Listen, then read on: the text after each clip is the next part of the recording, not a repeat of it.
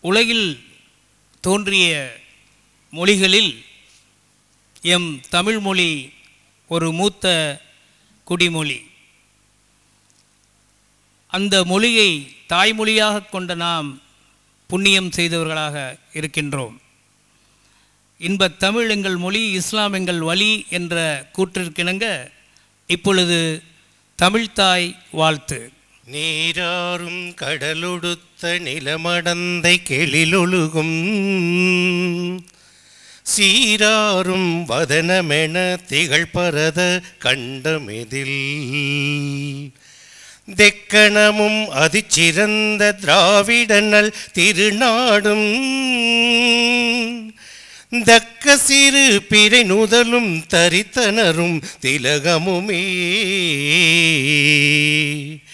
அத்திலக வாசனை போல் அனைத்துலகும் இன்பமுற